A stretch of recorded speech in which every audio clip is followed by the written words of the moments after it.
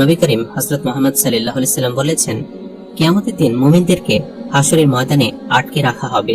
এতে তারা অত্যন্ত চিন্তিত ও অস্থির হয়ে পড়বে এবং বলবে, যদি আমাদের প্রতিপালকের কাছে কারো দ্বারা আমাদের ব্যাপারে সুপারিশ করা হয়, তাহলে হয়তো আমাদের বর্তমান অবস্থা হতে মুক্তি লাভ করে আরাম পেতে পারি।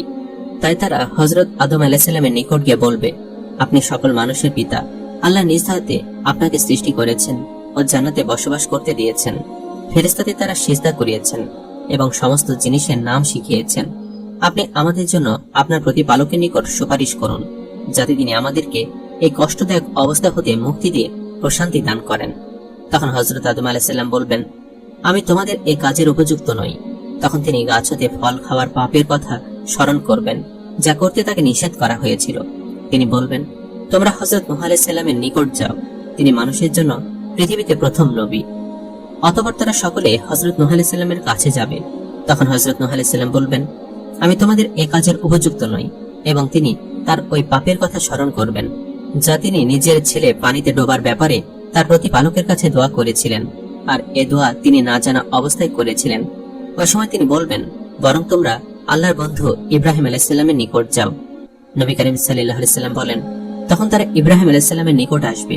তখন তিনি বলবেন, আমি তোমাদের এই কাজের উপযুক্ত নই, এবং তিনি তার 3টি মিথ্যা উক্তির কথা স্মরণ করবেন এবং বলবেন, তোমরা হযরত মুসা আলাইহিস সালামের কাছে যাও, তিনি আল্লাহর এমন এক বান্দা যাকে আল্লাহ তাওরাত দান করেছেন, তার সাথে কথা বলেছেন এবং তাকে নৈকট্য দান করে রহস্যের অধিকারী করেছেন। নবী করিম সাল্লাল্লাহু আলাইহি সাল্লাম বলেন, তখন তারা মুসা আলাইহিস সালামের নিকট আসবে। ওই সময় তিনি বলবেন, আমি তোমাদের এই কাজের উপযুক্ত নই। তখন তিনি একটি লোককে হত্যার গুনাহের কথা স্মরণ করবেন, যা তার হাতে ঘটেছিল। তিনি বলবেন, তোমরা ঈসা আলাইহিস সালামের কাছে যাও, তিনি আল্লাহর বান্দা ও তার রাসূল। তিনি তার আদেশক্রমে দুনিয়াতে এসেছিলেন। তিনি তার পক্ষ থেকে মায়ের পেটে জন্মলাভ করেছিলেন। নবী করিম সাল্লাল্লাহু আলাইহি সাল্লাম বলেন, তখন তারা সকলে ঈসা আলাইহিস সালামের নিকট আসবে। তিনি বলবেন, আমি তোমাদের এ কাজের উপযুক্ত নই, তোমরা বরং মুহাম্মদ সাল্লাল্লাহু আলাইহি সাল্লামের নিকট যাও, তিনি আল্লাহর এমন এক বান্দা যার আগের ও পরের গুনাহ আল্লাহ মাফ করে দিয়েছেন।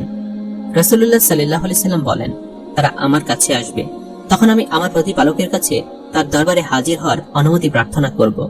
আমাকে তার কাছে যাওয়ার অনুমতি দেওয়া হবে। আমি যখন তাকে দেখব, তখনই তার উদ্দেশ্যে সিজদায় পড়ে যাব। আল্লাহ যতক্ষণ চাইবেন আমাকে এ অবস্থায় রাখবেন। তারপর বলবেন, হে মুহাম্মদ সাল্লাল্লাহু আলাইহি সাল্লাম, মাথা উঠাও আর বলো, তোমার সুপারিশ কবুল করা হবে, আর প্রার্থনা করো, যা চাইবে তা দেয়া হবে। রাসূলুল্লাহ সাল্লাল্লাহু আলাইহি সাল্লাম বলেন, তখন আমি মাথা উঠাবো এবং আমার প্রতিপালকের প্রশংসা এমন ভাবে করব, যা তিনি সে সময় আমাকে শিখিয়ে দিবেন। অতঃপর আমি সুপারিশ করব। এ ব্যাপারে আমার জন্য একটি সংখ্যা নির্দিষ্ট করে দেওয়া হবে। তখন আমি আল্লাহর দরবার হতে উঠে আসব এবং ওই লোকগুলোকে জাহান্নাম হতে বের করে জান্নাতে প্রবেশ করাবো। তারপর আমি পুনরায় ফিরে এসে আমার প্রতিপালকের দরবারে হাজির হওয়ার অনুমতি চাইব। আমাকে অনুমতি দেওয়া হবে। আমি যখন তাকে বলবো, তখনই তার উদ্দেশ্যে সিজদায় পড়ে যাব এবং আল্লাহ যতক্ষণ চাইবেন আমাকে এই অবস্থায় রেখে দিবেন। তারপর বলবেন, হে মুহাম্মদ, মাথা উঠাও আর বলো, তোমার কথা শোনা হবে। সুপারিশ করো, তোমার সুপারিশ কবুল করা হবে। আর তুমি দোয়া করো, যা চাইবে তা দেয়া হবে। তখন আমি মাথা উঠাবো এবং আমার প্রতিপালকের এমন প্রশংসা করব, যা আমাকে তখন শিখিয়ে দিবেন। এরপর আমি শাফায়াত করব। তখন আমার জন্য লোক নির্ধারণ করা হবে।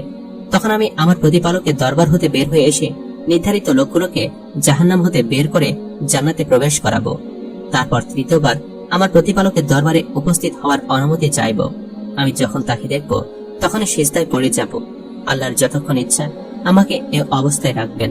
তারপর বলবেন, হে মুহাম্মদ, মাথা উঠাও, বলো, যা বলবে তা শোনা হবে। সুপারিশ করো, তোমার সুপারিশ কবুল করা হবে। আর তুমি চাও, যা চাইবে তা দেওয়া হবে। রাসূলুল্লাহ সাল্লাল্লাহু আলাইহি সাল্লাম বলেন, তখন আমি মাথা উঠাবো এবং আমার প্রতিপালকের এমন প্রশংসা করব, যা তিনি আমাকে সে সময় শিখিয়ে দিবেন। তারপর আমি সুপারিশ করব। এ ব্যাপারে আল্লাহ আমার জন্য কিছু লোক নির্ধারণ করবেন। তখন আমি আল্লাহর দরবার হতে বের হয়ে আসব এবং জাহান্নাম হতে তাদেরকে বের করে জান্নাতে প্রবেশ করাবো। অবশেষে কুরআনে যাদের চির জাহান্নামী ঘোষণা করা হয়েছে, তারা ব্যতীত আর কেউ জাহান্নামে থাকবে না। বর্ণনাকারী হযরত আনাস রাদিয়াল্লাহু তাআলা আনহু বলেন, তারপর নবী করিম সাল্লাল্লাহু আলাইহি সাল্লাম একটি আয়াত তেলাওয়াত করলেন, অর্থাৎ আশা করা যায় আপনার প্রতিপালক অচিরেই আপনাকে মাহমুদ নামক স্থানে পৌঁছাবেন। সূরা বনী ইসরাইল আয়াত ৭৯।